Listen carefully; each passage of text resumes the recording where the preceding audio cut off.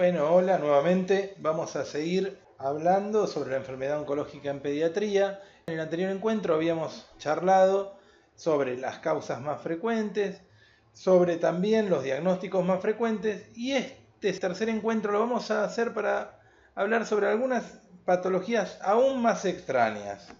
Muy bien, continuemos. Vamos a empezar con un casito clínico. Viene a la consulta un paciente de 3 años con antecedentes de hipoglucemia neonatal, hemihipertrofia, como se ve ahí en la imagen, que es traído a consulta por constatar sus padres una masa abdominal. De vuelta, ¿se acuerdan de esta imagen? Cada vez que estamos frente a un paciente tenemos que plantearnos un diagnóstico de frecuencia, es decir, lo que nos parece por la epidemiología, y responsabilidad. Y también habíamos hablado antes de la importancia del diagnóstico oportuno o precoz en el cáncer en pediatría. Una forma que ha encontrado la medicina de hacer diagnósticos precoces de enfermedades antes de llegar a un momento en el cual las secuelas sean muy graves o incluso no haya riesgo de curación es a través de las pruebas de screening o tamizaje. Hay varias pruebas de screening o tamizaje que han sido validadas sobre todo para la población adulta en el diagnóstico de enfermedad oncológica. Desde la más antigua, si se quiere, como puede ser la técnica de Papanicolau para el CA de cervix, o técnicas que tienen que ver con endoscopías preventivas a partir de cierta edad, para CA de colon. No me voy a meter en ese tema porque obviamente forma parte de una patología de la cual desconozco. En pediatría en algún momento también se pensó en hacer pruebas de tamizaje referidas a algunas enfermedades. Uno de los ejemplos prototípicos es, como vemos en el cuadrito de la derecha, el screening en masa para neuroblastoma que se hizo en las islas del Japón durante la década del 80. Si bien inicialmente se llegó a un aumento de los diagnósticos de neuroblastomas y esto hizo pensar que iba a mejorar el pronóstico de la enfermedad, como vemos en la curva de puntos de abajo, cuando se constató si esto cambiaba realmente la mortalidad, se vio que no había cambios sustantivos en la mortalidad relacionada con el neuroblastoma, pese al aumento de la incidencia generada por las pruebas de tamizaje. Esto nos deja como experiencia, como aprendizaje, que no siempre un diagnóstico oportuno, si se quiere, oportuno en este caso no lo sería, no siempre un diagnóstico, lo que consideramos un diagnóstico, va a ayudar al paciente. Imagínense para estos padres recibir el diagnóstico de una enfermedad potencialmente mortal y que en realidad muchos de estos chicos que están entre la línea de puntos y la línea continua no hubieran tenido la enfermedad, no lo hubieran manifestado y sí tuvieron una gran carga de angustia. Por eso hay que ser muy cuidadoso con las pruebas de cribado en la población general en el cáncer pediátrico y ninguna ha demostrado ser efectiva. Sin embargo, en algunos pacientes en los cuales la frecuencia de enfermedad oncológica es aumentada, sí estaría justificado hacer pruebas de tamizaje y o tener el ojo más encima de estos pacientes. Acá vemos 5 ejemplos. En el primero a la izquierda vemos una imagen de una trisomía 21 asociada a los pacientes que presentan el llamado síndrome de Down, donde se ve un aumento de enfermedades hemato-oncológicas, sobre todo de leucemias, y de estas en particular tienen un riesgo aumentado de leucemia mieloide aguda. Un grupo particular dentro de estos niños los constituyen aquellos que presentan un cuadro casi indistinguible de esta última enfermedad, que es el síndrome mieloproliferativo transitorio. Muchos de estos chicos van a curar, se van a ir hacia una restitución ad integrum. Sin embargo, hoy sabemos que los pacientes que presentan un síndrome mieloproliferativo transitorio, hasta en un 20% eventualmente van a decantar en una leucemia mieloide aguda y por lo tanto requieren de seguimiento con hemogramas seriados. Otro, como el paciente que tenemos ahí en la imagen que motivó esta charla, presentan una hemihipertrofia que puede estar o no asociada a distintos cuadros sindromáticos como el síndrome Beckley-Wiedemann, que son pacientes que se van a tener mayor riesgo de algunas neoplasias de tipo embrionaria, fundamentalmente hepatoblastoma y tumor de Wilms, y que requieren de diagnósticos de screening ecográfico cada 3 meses los primeros años de vida. Sobre todo porque sí, en estos pacientes hacer un diagnóstico precoz se va a asociar a buenos resultados de tratamiento. Otras causas pueden ser el síndrome de Leigh-Fraumeni o de susceptibilidad al cáncer familiar. La aparición de manchas café con leche, eso significa la tacita que está en el fondo, sobre todo asociada a neurofibromatosis y tumores quiasmáticos o tumores de miembros. Y por último, la posibilidad en pacientes curados de cáncer, que va a ser motivo de otra charla, de la última charla de esta serie de encuentros, que tiene que ver con la posibilidad de un segundo tumor. Recordamos siempre que estamos hablando de patología rara, pero por la responsabilidad que nos toca como pediatras, cuando escuchamos galopar en la pampa, pensamos en caballos y no en cebra, pero que la cebra la tenemos que tener por si se escapó de algún zoológico. Masas abdominales, vamos a seguir, suelen ser asintomáticas y detectadas por los padres. Se deben realizar estudios de imágenes que nos informan acerca del órgano que da origen, pero no debe ser detenido su derivación en caso de no poder hacerlo en forma rápida. El estudio por imagen más característico para este tipo de masas es la ecografía. En menores de 1 año el tumor más frecuente constituye el neuroblastoma, 1 o 2 años. En niños mayores va a predominar los tumores renales, con fundamentalmente el tumor de Wilms. Y por último, en edad escolar predominan los linfomas no Hodgkin. El tumor de Wilms suele ser descubierto por los padres en forma de una masa indolora en flanco que no pasa la línea media. Muy pocos de estos casos pueden presentarse con hematuria o hipertensión. Acá tenemos una imagen como para graficar esto, donde se ve la valva posterior del riñón izquierdo y hacia adelante, señalada con flechas, una gran masa renal. Tumores hepáticos también forman parte de las masas abdominales. Son hallazgos infrecuentes en la patología pediátrica, en general se originan en el lóbulo derecho del hígado. Suelen ser fundamentalmente hepatoblastomas, ya que la presencia de hepatocarcinomas debe correlacionarse con un daño hepático previo que no tienen tiempo de generarlo.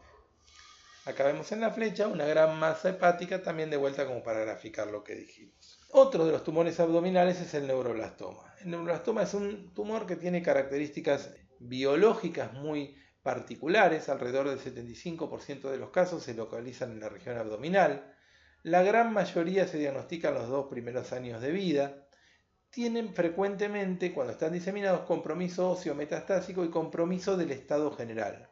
Pueden dar síntomas derivados del aumento de la síntesis de catecolaminas y tienen también, mientras vemos una imagen señalada donde se ve una imagen parecida a la del tumor de Wilms, pero fíjense que acá no sale del riñón, sino que está desplazado y se ven múltiples clasificaciones en su interior, y puede tener signos de distinta índole, depende de dónde se ubiquen. Acá tenemos, por ejemplo, un tumor ocupando el mediastino posterior, radiografía a la izquierda, y en la derecha se ve una imagen de resonancia magnética donde vamos a señalar el tumor y cierto compromiso intrarraquídeo, lo que da síntomas neurológicos asociados. Entra en la famosa imagen en reloj de arena. Otra imagen, cuando compromete la base de cráneo, puede ser la aparición de ojos de mapache, que nos va a hacer plantear diagnóstico diferencial con el traumatismo y en este grupo de edad fundamentalmente con la posibilidad de maltrato. Una forma muy particular de presentación son los nódulos subcutáneos. Estos nódulos subcutáneos que se dan generalmente en menores lactantes y que pueden relacionarse básicamente 3 patologías oncológicas. Sobre la izquierda vemos un paciente con neuroblastoma, donde se ven las imágenes de los nódulos subcutáneos. A la derecha vemos una imagen de un nódulo subcutáneo también en un lactante. Esto corresponde a un cloroma o un sarcoma granulocítico, que es una manifestación de leucemia. Bien, siguiendo con estos tumores más raros, vamos a hablar de retinoblastoma. El retinoblastoma corresponde al 2% de todos los tumores de la edad pediátrica, entre el 2 y el 4. Son más frecuentes los antecedentes familiares, más en aquellos con compromiso bilateral. Aquellos con compromiso bilateral tienen una gran posibilidad de que sus hijos también presenten esta enfermedad y por lo tanto tienen que ser estudiados de forma muy precoz y al nacimiento. Los signos clínicos más frecuentes son la leucocoria y el estrabismo. La búsqueda de reflejo rojo en el consultorio lleva poco tiempo, es fácil y puede marcar la diferencia. Con la aparición de las nuevas tecnologías se hizo más frecuente la aparición de fotografías. Y esto ha llevado a que muchas veces a través de estas se arribara al diagnóstico de esta enfermedad. Acá vemos 3 imágenes, la primera de la izquierda, que es la que no está tapada, la cara de la nena, es mi hija, para que ya no nos horroricemos. y en realidad está puesta para documentar un fenómeno que se da en los pequeños, sobre todo alrededor de los 2 años de vida, un año donde suelen tener el puente nasal un poquito ancho y pueden dar una imagen que se corresponde con un pseudoestrabismo. En la práctica clínica uno se da fácilmente cuenta de esto porque si uno ve el punto de luz en ambos ojos corresponden los dos muy centrado a la pupila. Entonces uno se puede quedar tranquilo que esto no es un estrabismo, es un pseudoestrabismo y haciéndolo seguir. En la imagen del medio vemos una clara imagen de leucocoria, uno de los dos ojitos, sacada en una foto. Y por último, en la imagen de la derecha vemos esta leucocoria de forma bilateral. Si se acercan a la imagen van a ver cómo ese reflejo está blanquecino de los dos ojos y corresponde a enfermedad más avanzada. En el caso de los retinoblastomas es muy importante el diagnóstico precoz, ya que no solo nos puede llevar a mejorar muchísimo la sobrevida, que ya de por suerte en nuestro país es muy alta, sino hoy por hoy a la conservación del órgano, ya sea tanto en forma estética como funcional. Otro tumor raro, pero que aparece, estuvimos viendo tumores que aparecen en las primeras épocas de vida, esto aparece en la segunda década fundamentalmente, corresponden los tumores óseos, fundamentalmente el osteosarcoma y el sarcoma de Ewing. Los osteosarcoma con el Ewing comparten que son más frecuentes durante la adolescencia. El diagnóstico precoz mejora notablemente el pronóstico y acá agrego algo de lo que vamos a hablar cuando hablemos de seguimiento de las secuelas, es que si yo hago un diagnóstico precoz, si bien la enfermedad se considera micrometastásica prácticamente de inicio, el tratamiento que conlleva una parte quirúrgica o de tratamiento local va a ser mucho menos agresivo, muchas veces permitiendo conservar el miembro, cosa que no haría si está más avanzado. Suelen presentarse como masa dolorosa en la metáfisis de los huesos largos, fundamentalmente la articulación que más crece, que es la articulación de la rodilla. A mayor altura tenemos un poquito más de riesgo. Acá vemos una imagen donde está señalando la famosa, se ve un tumor con patrón de crecimiento óseo muy irregular, se pierden las líneas de tensión ósea y la imagen famosa en sol naciente. El segundo tumor óseo también en frecuencia es el sarcoma de Ewing, más frecuente en la segunda década de vida, igual que el osteosarcoma, pero afecta más los huesos planos, los huesos vertebrales también. En ocasiones puede afectar tejidos extraóseos, dar signos de inflamación. Alguna vez hemos visto pacientes que esto ha hecho que se confundan con un fenómeno infeccioso y recibir varios ciclos de antibiótico. Entonces, cuando uno tiene algo que no responde, tiene que rápidamente derivarlo para la consulta. Vemos uno de sacro como para ilustrar esto último, donde se ve la gran destrucción, el compromiso de partes blandas generado por este tumor. Otra posibilidad son los sarcomas de partes blandas, de los cuales el más frecuente lo constituye el rhabdomiosarcoma. Constituyen más o menos entre el 5 y el 6% de todos los tumores pediátricos. En general puede ser un aumento de volumen de cualquier localización. El más frecuente es el rhabdo, ya dijimos que suele localizarse en cabeza y cuello, región genitourinaria, extremidades y órbita. La sobrevida va a depender del tamaño, el tamaño sobre todo que tenga que ver con la capacidad de resección completa. Es muy importante en estos tumores poder el tratamiento local del mismo. Y algunas localizaciones dan un cuadro más favorable. Tenemos uno de órbita con el exoftalmos que le genera el exoftalmo o el ojo saltón. Puede ser dado por varias patologías dentro de las que incluimos en el grupo de patología oncológica, no solo por el rhabdomiosarcoma, sino también a veces por la histiocytosis u otros tumores oculares. Y una forma particular que también la vimos cuando hacíamos la lista de toda aquella patología que podía presentarse, que era el sangrado vaginal generado por una forma particular de rhabdomiosarcoma, que es el sarcoma botrioide. Botrioide porque simulaba un racimo de uvas. Finalizando, tenemos los tumores gonadales dentro del tumor de ovario. En general son tumores germinales, pueden presentarse como masas en el abdomen inferior. Generalmente dan síntomas por compromiso vascular del anexo y por torsión, entonces terminan siendo un hallazgo. Los tumores testiculares son muy raros, sin embargo constituyen el tumor sólido más frecuente en el grupo etario en varones entre 15 y 34 años. Hay un aumento del riesgo en los portadores de criptorquidia que no desaparece con la corrección quirúrgica de la misma.